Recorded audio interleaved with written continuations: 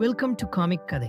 இந்த வீடியோவில் ஒரு நடிகரின் வயதை டிஜிட்டல் முறையில் குறைக்கும் யோசனை கம்பேரிட்டிவ்லி புதியது. கடந்த 10-15 வருஷங்களில் மட்டுமே மூவி ப்ரொடியூசர் மிகவும் இளமையாக கேரக்டர்களை மீண்டும் காட்ட ஒரு இன்ஸ்ட்ருமெண்ட்லி இதை பயன்படுத்துவதில் நம்பிக்கை கொண்டுள்ளனர். சில வியூவர்ஸ் நடிகர்களின் இளைய பதிப்புகளை கம்ப்யூட்டர் எஃபெக்ட் மூலம் உயிர்ப்பிக்கிறார்கள் என்று நம்பலாம். அது மட்டும் இல்லாமல் இப்போ வர ஏகப்பட்ட படங்கள் ஏஜிங் எஃபெக்ட் பொதுவாக பயன்படுத்துகிறாங்க. எக்ஸாம்பிள், இப்போ ரிலீஸ் ஆக போகிற கோட் மூவி, அதுலேயும் தளபதி விஜயை சின்ன வயசில் காட்ட ஏஜிங் எஃபெக்ட் ட்ரை பண்ணியிருக்காங்க.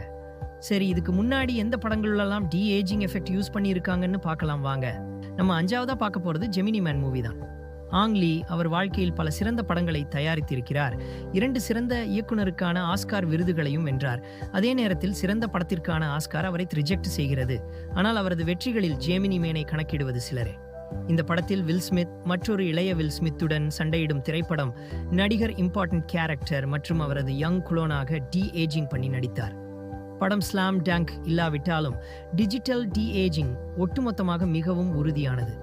சில பார்வையாளர்கள் இதையெல்லாம் ரிடிகுலஸ்லி பார்ப்பது கடினமாக இருக்கலாம். ஆனால் முன்னணி கேரக்டர்களின் குளோனை அவரை விட இளமையாக தோற்றமளிக்க பயன்படுத்தப்பட்ட எஃபெக்ட்ஸ் வயதான ஸ்மித்தின் மூலம் மிகவும் நன்றாக இருப்பதை அதிக மக்கள் பாராட்டுகிறார்கள். இதை தொடர்ந்து 4ஆவதாக பார்க்க போகிறது captain America civil war movie தான். ஒப்புக்கொண்டபடி டிஜிட்டல் ஏஜிங் என்பது கேப்டன் அமெரிக்கா சிவில் வாரில் ஒரு பெரிய பகுதியாக இல்லை.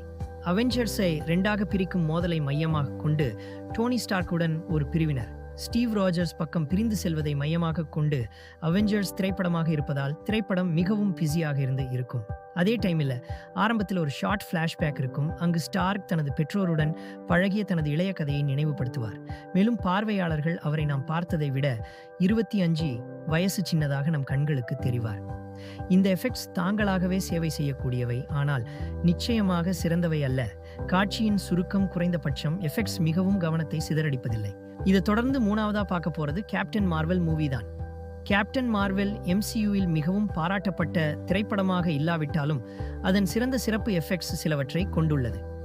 இது 90களில் அமைக்கப்பட்டது, டைட்டில் கேரக்டரை அறிமுகப்படுத்தியது மற்றும் நிக் பியூரி மற்றும் ஏஜென்ட் கோல்சன் ஆகியோருடன் தொடர்பு கொண்டது. அவர்கள் இருவரும் தங்கள் தோற்றத்திற்காக சுமார் 25 ஏஜ்க்கு மாற்றம் செய்யப்பட்டார்கள். குறிப்பாக 90களில் சாமுவேல் எல் ஜாக்சன், அதாவது நிக் பியூரி எப்படி இருந்தார் என்பதை பெரும்பாலான பார்வையாளர்களுக்கு தெரிந்திருப்பதாலும் 2019 ஜாக்சனே 71 வயசை எட்டியதாலும் அவரது 40களில் ஒருவராக நடிக்க வேண்டியிருந்ததாலும் இது மிகவும் தவறாக போயிருக்கலாம். 2019 இயர் முன் மேற்கொள்ளப்பட்ட MCUவில் இதே போன்ற முயற்சிகளை விட இங்கு ஓல்ட் ஏஜ் குறைப்பு மிகவும் வலுவானதாக இருப்பதால் எஃபெக்ட்ஸ் குறிப்பிடத்தக்க வகையில் சிறப்பாக செய்யப்பட்டுள்ளது. அவை நம்ப முடியாததாக மாறும் அபாயமும் உள்ளது. இதை தொடர்ந்து 2ஆவதாக பார்க்க போகிறது rogue one, star Wars story. இதில் புதிய மற்றும் பழைய கேரக்டர்களால் நிரப்பப்பட்ட நடிகர்களை கொண்டிருந்தது. இது 77 ஸ்டார் வார்ஸுக்கு முன் நடந்த ஒரு முன்னோடியாகும். ஸ்டாரின் திட்டங்களை தடுப்பதின் கருவியாக இருந்த அழிந்து போன கேரக்டர்களுக்காக அதிக நேரத்தை செலவழித்தது. வில்லத்தனமான கிராண்ட் மோஃப் டர்கினை மீண்டும் உருவாக்க பயன்படுத்தப்பட்ட எஃபெக்ட்ஸ் நேர்மையாகவும் மிகவும் நன்றாக இருந்தன. ஆனால் துரதிருஷ்டவசமாக படத்தின் இறுதி தருணங்களில் பிரின்ஸ் லியாவை மீண்டும் உருவாக்க டிஜிட்டல் ஏஜிங் செய்யப்பட்டதற்கும் இதை சொல்ல முடியாது. ஏன் பார்த்தீங்கன்னா, படத்தின் முடிவில் அவர்கள் ஏன் அவளை விரும்புகிறார்கள் என்பதை புரிந்து கொள்வது எளிது. ஆனால் எஃபெக்ட்ஸ் அவர்களுக்கு தேவையான அளவுக்கு சரியாக இருக்காது. நகரும் முடிவாக இருக்க வேண்டியவற்றில் லியா கவனத்தை சிதறடிக்கும் வகையில் உண்மையற்றவராக தோற்றமளித்தார்.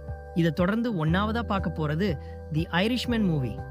இது ஒரு சோகமான மற்றும் மன்னிக்க முடியாத டார்க் கிரைம் ஃபிலிம்.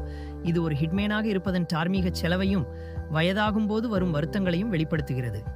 இது சுமார் 3.5 மணி நேரம் நீடித்தது குறிப்பிடத்தக்கது. மேலும் ராபர்ட் டி நீரோவின் கேரக்டரில் முக்கியமாக பயன்படுத்தப்படும் ஆம்பிஷியஸ் டிஜிட்டல் ஏஜிங் எஃபெக்ட்களை கொண்டுள்ளது. மேலும் பல 4 டெக்கேட்ஸ் படத்தின் முக்கிய கேரக்டரில் அவரை நடிக்க அனுமதித்தது. எஃபெக்ட்ஸ் தங்களை அதிகமாக நீட்டிக்கவில்லை, அதாவது டி நீரோ பல டெக்கேட்ஸ் இளமையாக தெரியவில்லை. அவர் பெரும்பாலும் தனது உண்மையான வயதை விட 10 அல்லது 20 வயது குறைவான ஒருவரை நடிக்க வைக்கிறார். ஆனால் அவர் இளையவராக இருக்க வேண்டிய காட்சிகளுக்கு அவ்வளவாக சரியாக இருக்க மாட்டார். இந்த காட்சிகளில் ஒன்று அவர் நம்பத்தகாத அடிதடியை வழங்குவதை பார்க்கிறது. மற்றொன்று ஜோ பெஸ்கியின் கேரக்டரால் அவரை குழந்தை என்று கூப்பிடுவது உண்மையில் விஷயங்களுக்கு உதவாது.